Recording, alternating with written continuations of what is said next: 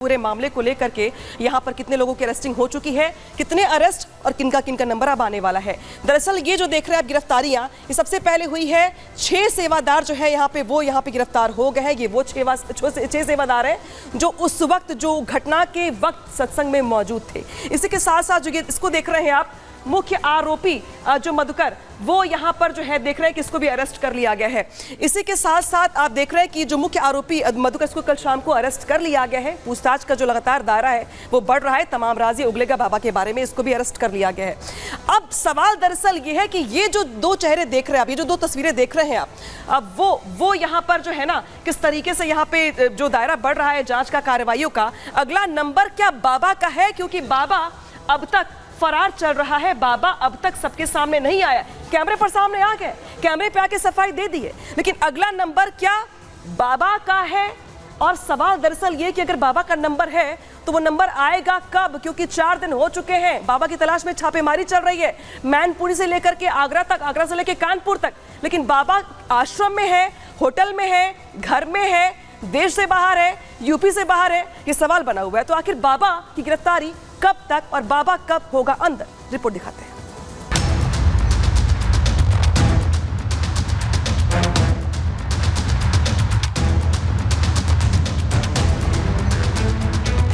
हाथरस कांड के 4 दिन बाद भी पाखंडी बाबा सूरजपाल फरार है।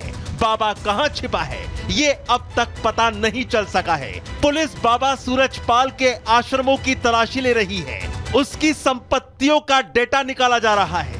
बाबा सूरजपाल के खिलाफ चल रहे पुराने केस की फाइलें भी खोली जा रही हैं। अभी तक पुलिस बाबा सूरजपाल तक नहीं पहुंच सकी है। बाबा की गिरफ्तारी नहीं होने पर अब पुलिस पर भी सवाल खड़े हो रहे हैं। उत्तर प्रदेश की पुलिस को अब हटा देना चाहिए, उत्तर प्रदेश के गृह मंत्री को हटा देना चाहिए, एएनआई को गृह मंत्री के रूप में कर लेना चाहिए, क्योंकि न्यूज एजेंसी एएनआई को बाबा की फुटेज मिल जाती है, उनका बयान मिल जाता है। उत्तर प्रदेश की पुलिस, पूरी सरकार उनको ढूंढ नहीं पाती है। विपक्षी दलों के नेता पुलिस की नाकामी पर सवाल खड़े कर रहे हैं। 2 जुलाई को जब हाथरस में हादसा हुआ तो बाबा, उसकी प्राइवेट आर्मी और सेवादार वहां से भाग खड़े हुए। बाबा जब हाथरस से भागा तो उसने कार्यक्रम के मुख्य आयोजक देव प्रकाश मधुकर को 2 बार फोन किया। पहली बार बाबा ने मधुकर से करीब 2 मिनट तक बात की। इसके बाद मधुकर की पत्नी रंजना के फोन पर बाबा ने करीब 12 मिनट तक बात की। अब यह सवाल है कि बाबा ने मधुकर से क्या बात की और उसके बाद से बाबा कहां लापता हो गया।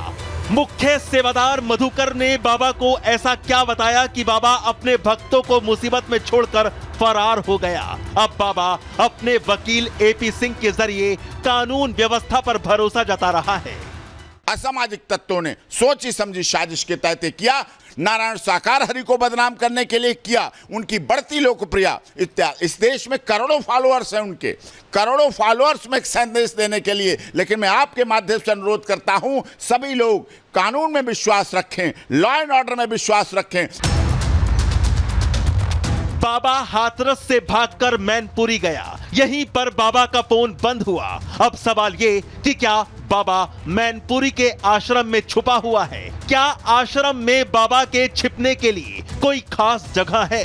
ये सारे सवालों के जवाब मधुकर ही दे सकता है, क्योंकि बाबा ने लापता होने से पहले मधुकर से ही फोन पर कई बार बात की थी। उधर हाथरस कांड को लेकर सियासत गरमाई हुई है। मायावती ने ट्वीट कर ऐसे पाखंडी बाबाओं के खिलाफ सख्त कार्रवाई की बात कही है, तो वहीं समाजवादी पार्टी नेता उदयवीर सिंह ने पूरे मामले को लेकर योगी सरकार को घेरा है। उदयवीर सिंह का दावा है कि सरकार जानबूझकर पूरे मामले को राजनीतिक रंग देना चाहती है।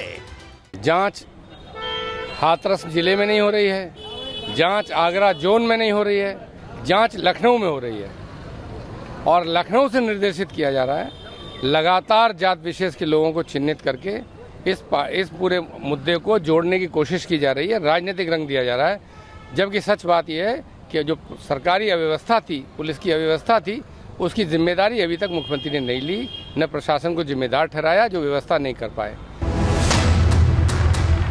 पाखंडी बाबा सूरजपाल फरार है, लेकिन हाथरस कांड पर सियासत उफान पर है। समाजवादी पार्टी हाथरस की घटना के लिए सरकार और लापरवाह अफसरों को जिम्मेदार ठहरा रही है। समाजवादी पार्टी का तो यहां तक आरोप है कि यूपी सरकार और बड़े अधिकारी इस मामले में अपना फायदा ढूंढ रहे हैं। अब सवाल ये कि हाथरस कांड के 4 दिन बाद भी पाखंडी सूरजपाल कहां फरार है। सवाल यह भी कि हाथरस कांड को लेकर समाजवादी पार्टी के दावों में कितना दम है। क्या पाखंडी बाबा को कोई वाकई बचा रहा है? Bureau report, Republic Bharat. तो तमाम सवालों के बीच सवाल दरअसल ये कि क्या बाबा को कोई बचा भी रहा है? आखिर बाबा कहां है, ये सवाल बना हुआ है। सीधे रुख करते हमारे सहयोगी अजय दुबे का, जो जुड़ रहे हैं हमारे साथ मैनपुरी से। अजय, सवाल पहले दिन वाला ही है मेरे पास। पिछले 4 दिनों से यही सवाल पूछा जा रहा है लगातार रिपब्लिक की ओर से कि आखिर बाबा कहां है। और बाबा न्यूज एजेंसी को मिल जाते हैं, बस पुलिस को नहीं मिलते हैं। बाबा कहां है, इसका जवाब क्या आपके पास है? बिल्कुल, शुरुआती 2 दिनों में उस घटना के बाद बाबा मैनपुरी के आश्रम में रहे, लेकिन परसों रात के बाद से स्थिति बदली दिखाई दे रही है, क्योंकि मैनपुरी आश्रम के आसपास जो पुलिस बंदोबस्त था वो बदला हुआ दिखाई दे रहा है। तो परसों रात के बाद से जो बाबा का लोकेशन है वो बदला हुआ दिखाई दे रहा है, क्योंकि कल जिस तरीके से एजेंसी से उन्होंने बात करी तो वो जो पूरा एक फॉलोअप है उसकी ट्रेल को अगर चेक किया जा रहा है तो समझ में आ रहा है कि बाबा मैनपुरी आश्रम में अब मौजूद नहीं है, अपनी लोकेशन चेंज कर चुके हैं। लेकिन हाँ, पुलिस के संज्ञान में, क्योंकि पुलिस की टीमें शुरुआती दिन में, घटना के दिन, उसके बाद के दिन और लगातार अंदर बाहर हो रही थी, संवाद कर रही थी, संपर्क में थी। तो क्योंकि एफआईआर में कोई नाम नहीं है तो गिरफ्तारी से जुड़ी तो कोई बात नहीं दिखाई दी, पूछताछ से जुड़ी हुई भी कोई बात नहीं दिखाई दी, लेकिन पुलिस के संज्ञान में बाबा है ऐसा प्राइमरली देखने को मिल रहा है। लेकिन सीधे तौर पर बाबा सामने आकर इस पूरे घटनाक्रम को लेकर क्या कुछ हुआ है वो जानकारी देने से बचते रहे। मीडिया में एक बात की गोलमोल जवाब दिया, लेकिन क्या कुछ घटनाक्रम रहा उसको लेकर कोई बात बहुत सारे लोगों के जहन में ये भी चल रहा है, चूंकि आप भी रिपोर्ट कर रहे हैं ग्राउंड से, लेकिन सवाल मैं पूछूंगी आपसे कि क्या मैनपुरी में है बाबा?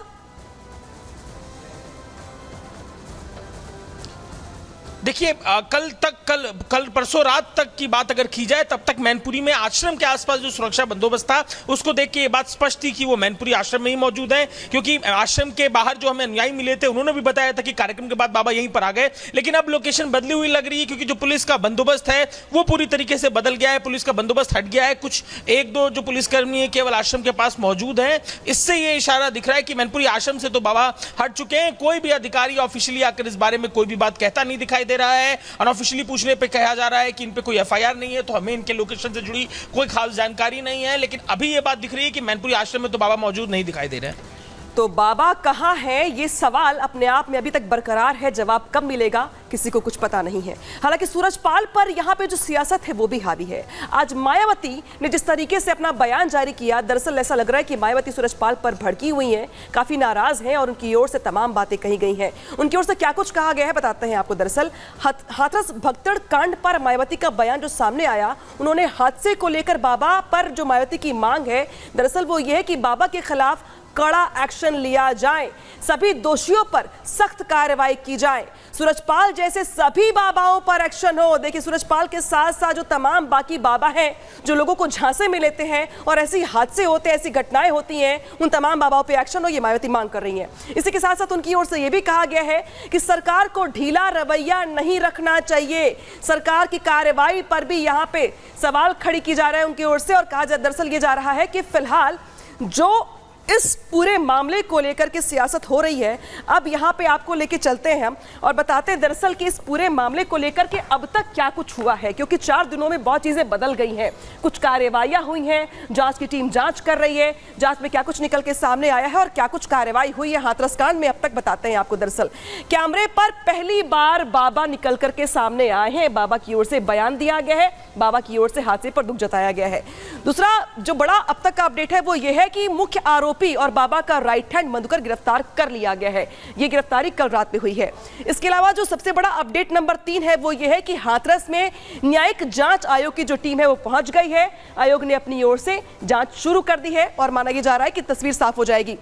इस बीच मायावती ने बाबा को पाखंडी बताया है, जहां पे तमाम जो पॉलिटिशियंस हैं वो अपनी अपनी ओर से चुप्पी साधे हुए हैं, लेकिन मायावती ने यहां पर जिस तरीके से कहा है और उनकी ओर से कहा गया कि बाबा पाखंडी है, सरकार को अपनी ओर से कार्रवाई करनी चाहिए।